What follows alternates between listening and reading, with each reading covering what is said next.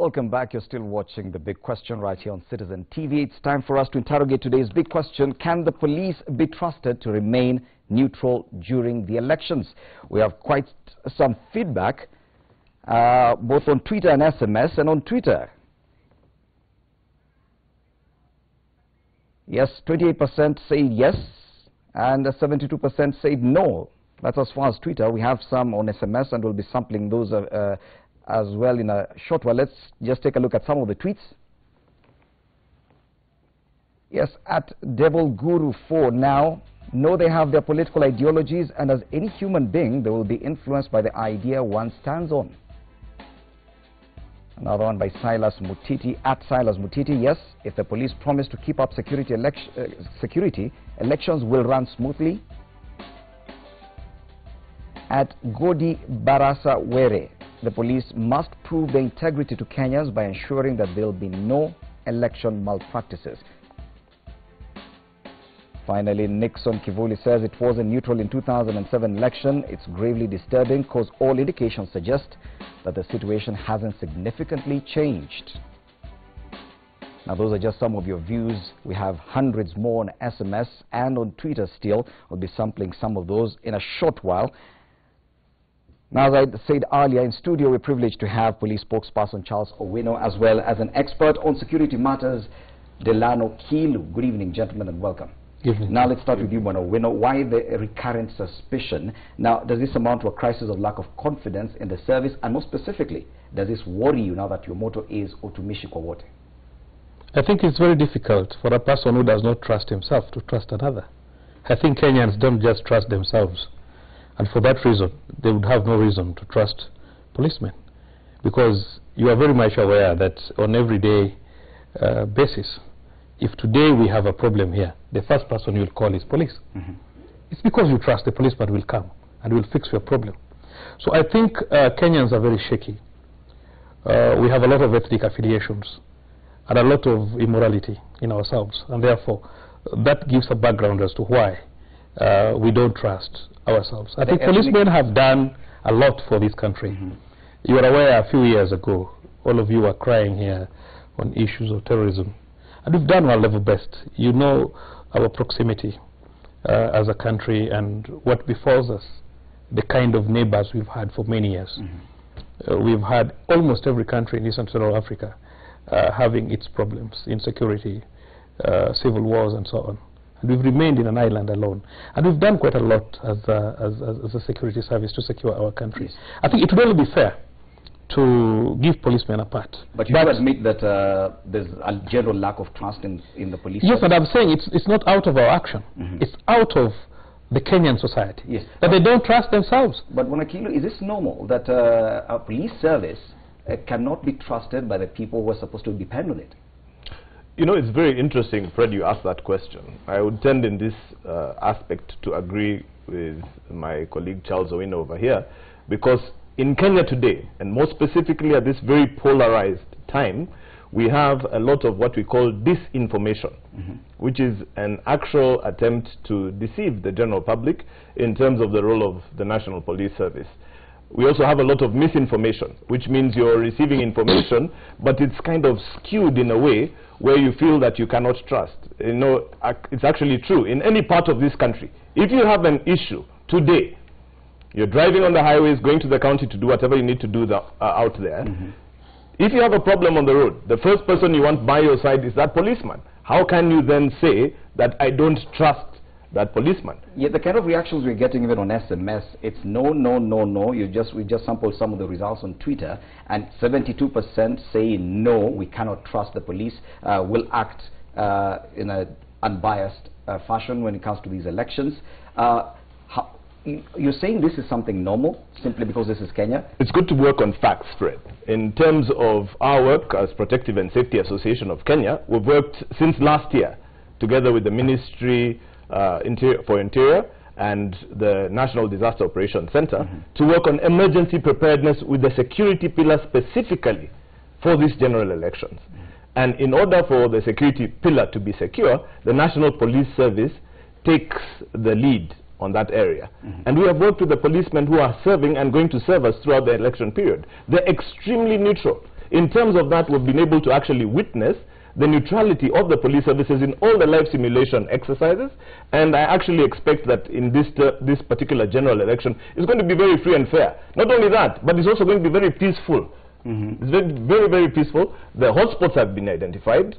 Troublesome individuals have been identified. There are the relevant. What do you say to this reaction by the kind of feedback we are getting that generally we don't? Most people say they do not expect the police service to act neutral. Can I? I think it's a perception. Yes. We have a perception.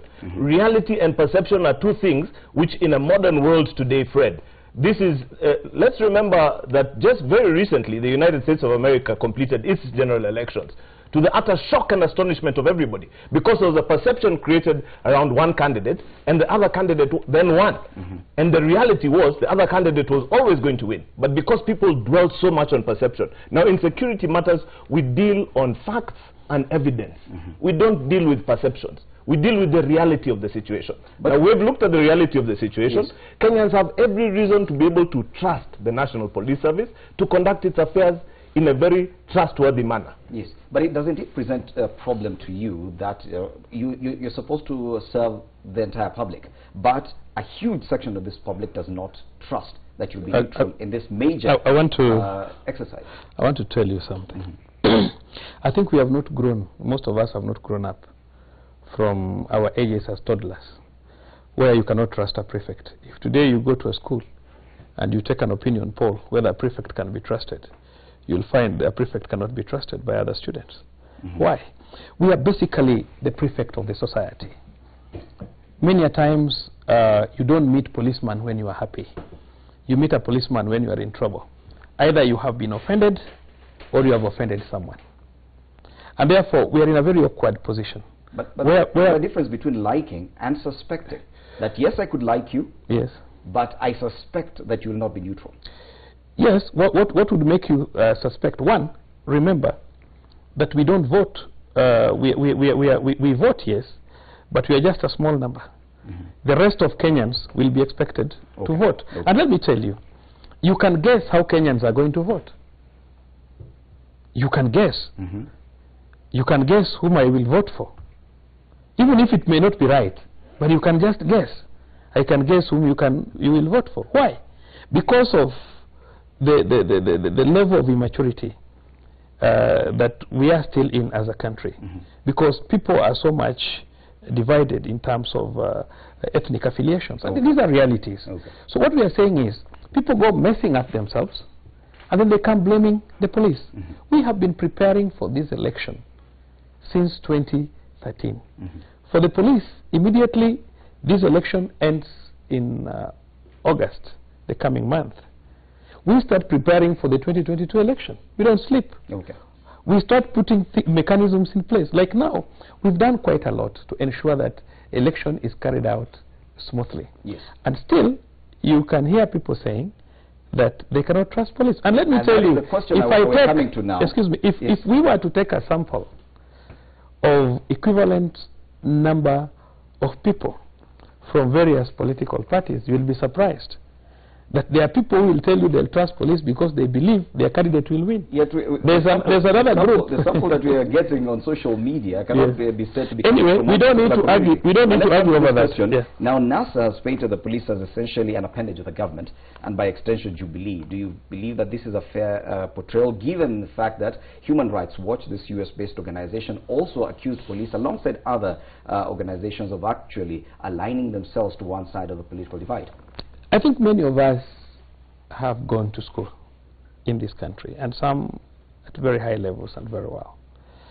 But apparently, I don't think we learn much, because you need to understand the role of police in government. The role of police in government. We have three arms of government. We have the executive, we have the legislature, and we have the judiciary. Three arms of government. Where do we belong? Where does the police belong? The police belong to the executive arm of government. So are you just a minute, listen. Just take your time and listen. We belong to the executive arm of government. How do we belong to the executive arm of government? We are the tool of the executive. All these laws and regulations that are done by Parliament, the enforcer is the police. When you take over the oath of office, whoever takes over the oath of office after August election requires the police for maintenance and management of law and order. And therefore, any person who is not intelligent enough would always presume that the police is on the side of the executive. But we are not. Can we then start, Bonakilu, talking about neutrality when the police service, yes, is an extension of the government as a... Excuse me, before he answers that, let me just explain to you, unless you don't know, everywhere in the world, the police is an arm of the executive, everywhere. Hence the question, can we therefore even start talking about the police being neutral in such a process? It's very interesting, Fred, you asked me that, and I can sense and empathize with the ire that Charles is exclaiming over here. It's very interesting that our leaders, and I think the problem, John Maxwell said everything rises and falls with leadership. And Fred, in this particular case, it is no different. Our leaders are the challenge. It's not the police service, because the very same leaders who are now making complaints or making particular statements in and around and touching on security are the very same people who are begging, specifically begging for a wider number, higher number of the very same police officers to provide them with the details as they run around the country on their campaign trail. So they're deceiving Kenyans. They're deceiving Kenyans not to trust the police service, but the very same people, tonight most Kenyans, majority of Kenyans, are sleeping without police protection at their residences. But most of these leaders who are currently complaining have multiple police officers serving 24/7, including on their convoys, including in every area, and guess what? The security is actually assured. Yes. And I've seen this, we've witnessed this. And you know, we've been through this. So what we are saying here is there needs to be a very clear and genuine call on our leaders to be very honest with regards to security. I'm not siding with the police. Some leaders have raised some specific questions and quoted specific instances where they say some of these things are a bit suspicious where the police is involved. Alleged meetings at a resort in Naivasha, as well as a joint military training in Embakasi. And the question is, did these events actually take place? And if so, what was the agenda or the training about? Let me talk to him and then you support. Yes. You know, it only takes an ignorant man to ask that kind of a question. The current security situation worldwide, you know, the implication of terror in the whole world. The current sort of security is we work under what we call the multi-agency system, where NIS, military and police work together for purpose of fixing the security of the country. It's not the first time the police and the military and NIS are training together. We've done this since 2012, 2013, 2014, 2015 to fix the security situation. You remember the famous problems we had at Westgate on issues of coordination. What happens if on the election day we have a terror attack? How do you coordinate police and military and NIS? Remember, many people have resorted not even to read the KDF Act to get to know the role of the military even in the internal security of the country. At what level, at what stage, at what time can they support the police? Yes. It's well stipulated, but nobody is reading to get to know these things. But so what I'm saying is, listen, what I'm saying is, we are a multi-agency in fixing the security of this country. People should stop unnecessary suspicion. So you agree these things did happen? Yeah, we've had trainings together. They're justified. And we will continue having trainings. And let me tell you, even if members of the opposition make it in government tomorrow and they run this country, we will continue training. They will not come to tell us how to manage security. Now that you're serving everyone, does anyone who suspects ill motive on the part of the police service, probably with regard to this electioneering process, do they have a route to seek clarification or even redress? Yeah, I can tell you. Well, yeah, you have a right to question. Do they have a route? Because probably they're just raising questions publicly, because probably then they don't have a chance to get clarification from the service. Excuse me, government is structured. Even politicians are structured. We've had parliament in place. We've had opportunities for asking questions and so on and so forth. Nothing is closed for us. We are a very open country. And for your information, this is our country. It does not belong to an individual. It belongs to all of us. Let me tell you, it is important that we start having a culture of trust and working with the police. Maybe information. Can I interject? And as you do that, kindly explain, does the police service have an obligation to actually clarify some of its actions to political players now that they're raising these issues and it's actually causing quite some ruckus? There are two things I'd like to address. Number one, I don't quite completely agree with Bwana Charles Owino saying that we are an immature nation. I think the nation has matured. I think we're a mature society. We went through a learning process. Unfortunately, maybe we're not utilizing the learning we have. But if you look at it from the maturity position and standpoint, when you ask the question, is it possible to query what is going on? We are a nation today that is completely immersed in social media. Anything that happens, people are quickly fact-checking on social media. And the National Police Service is on social media. It's available. It has open channels. You can actually communicate and ask your question over there. The question is, why are questions, instead of being asked directly to the National Police Service, coming out as blanket statements? Is there such a channel that the political players can actually engage the police service? They can engage in even when they're not in government. Even when they're not in government. Any Kenyan citizen, not only the leaders, any Kenyan citizen can ask a question and get an answer. And many have asked questions, many have gotten answers. I think what we're doing here is we're playing a bit of the emperor's new clothes. We're pretending that there's something there that's really not there. And we have to avoid that kind of behavior, especially in security, because what happens is if we end up with this situation where we keep on crying wolf, when the actual wolf shows up, we won't be ready.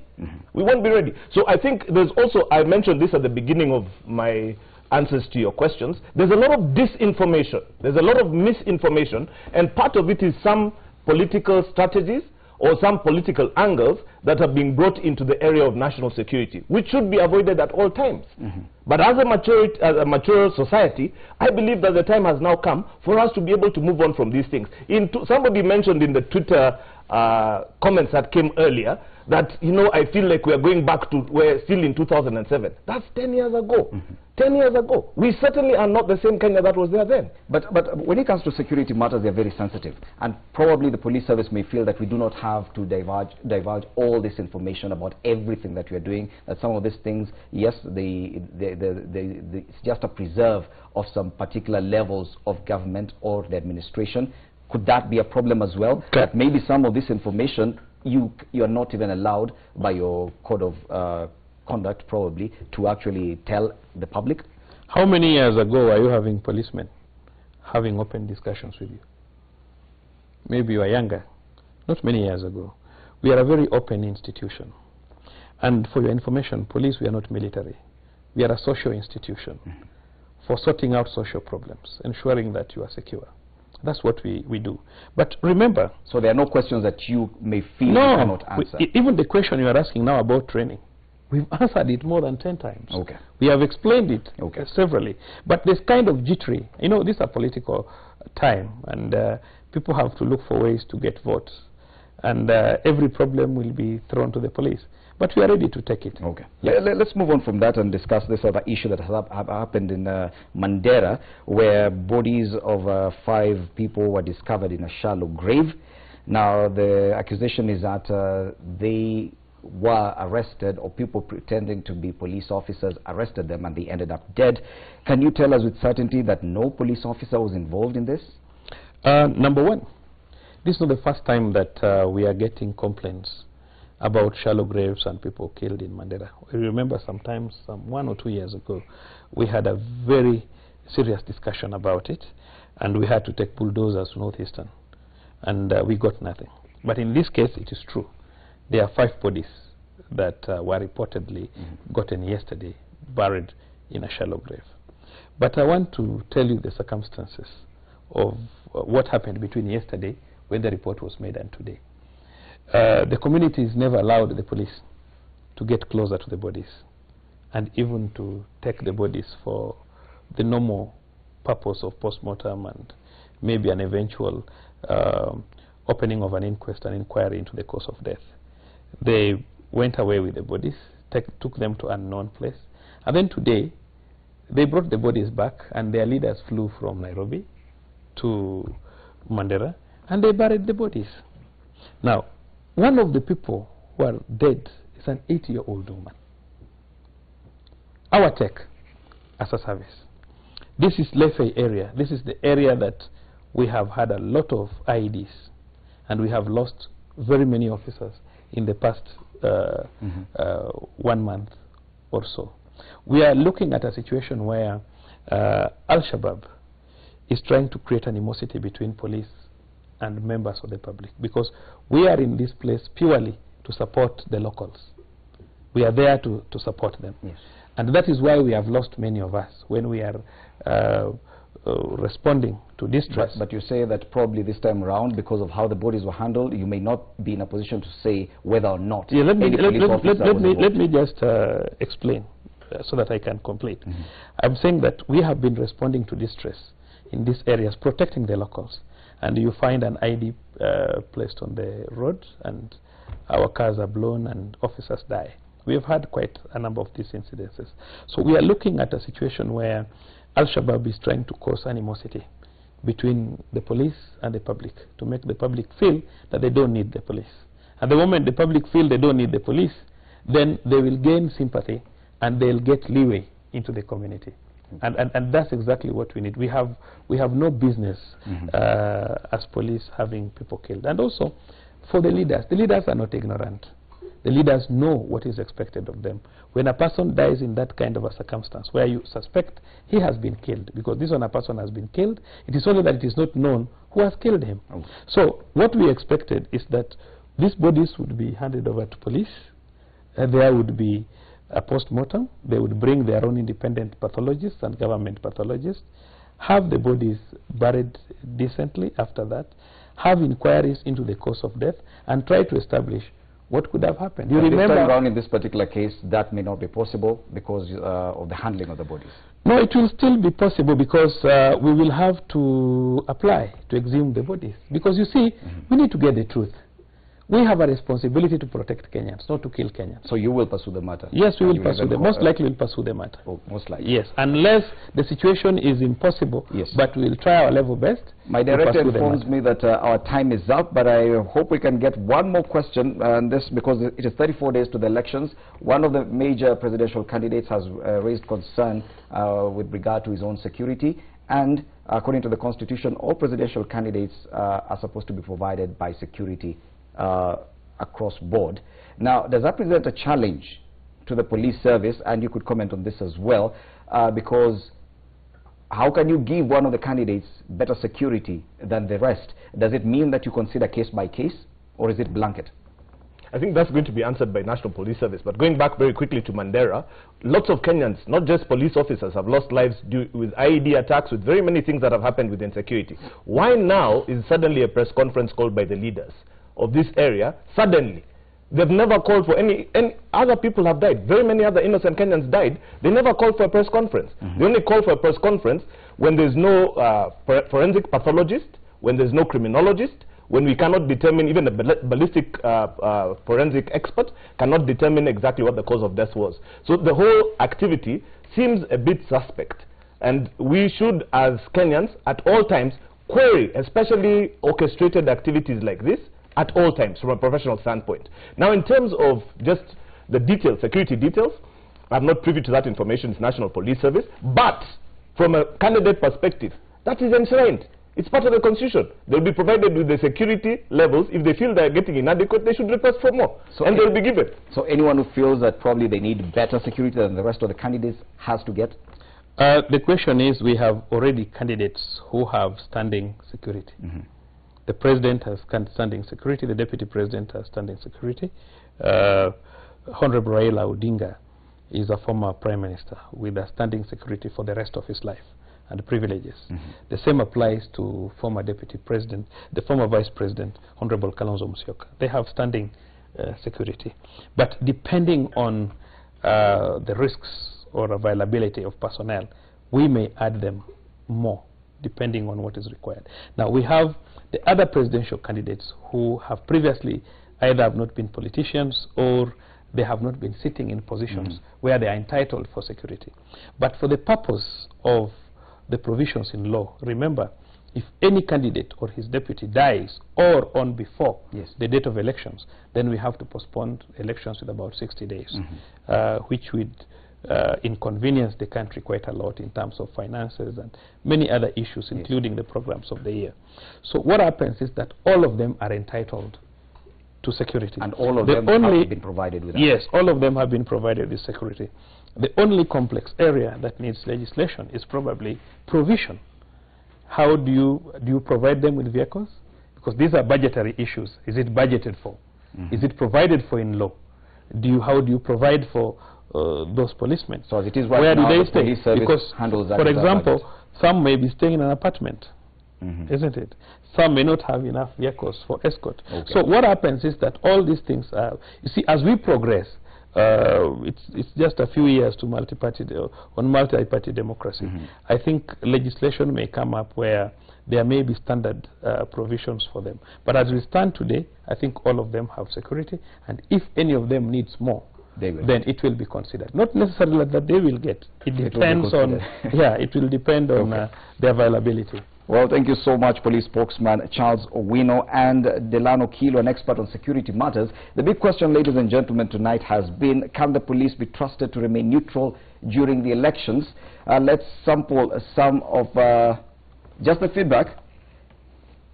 Yes, on Twitter, the yes has moved up by 1 percentage point to 29%. The no, those who do not believe that the police can be trusted to remain neutral during the elections, stands at 71%. This is a reaction on Twitter. Let's sample some of the tweets. At Yos Yanuzai, policemen and women are trained professionals who should understand that we, the voters, are paying them to ensure our security. At Sangure, I'm sorry we cannot trust them. They are easily compromised and facing same challenges like any other Kenyan. Phil Mwangi says the police will do their work well. The electorate and all aspirants must cooperate and maintain peace. Anthony, yes, they are our keepers. We should have faith in them. The very last one, Joseph Regan, says low pay and corruption in police is why police cannot serve Kenyans with honesty. We can sample some of the SMSs on our 22422, and here the no's are quite a number. No, Kenyan's force generally is good, but on matters regarding election, from past record, they have been serving the interest of the serving government. I salute them for emergency response or services offered. That is Charles from Kayole. Another one, no, police are always found harassing innocent individuals instead of deeply concentrating on a given duty. Vincent Omayo from Eldoret. Let me look for a yes. Yeah, I think we are being unfair to our police force. It is a police service. Cheer up, the Bible says, who you are in Romans 13:2, servants of God. Very last one. It is true the police is an arm of executive wing of the government, but it has been observed in the past that they have been used to protect malpractice by the executive. Well, that has been the big question. Can the police be trusted to remain neutral during the elections? Remember, you can continue engaging in this particular discussion on Twitter. The hashtag to use is a big question. Our Twitter handle is at Citizen TV Kenya. On SMS, you can use the number 22422. On behalf of the entire team behind the big question tonight, my name is Freddie Ndimuli. Have a lovely evening.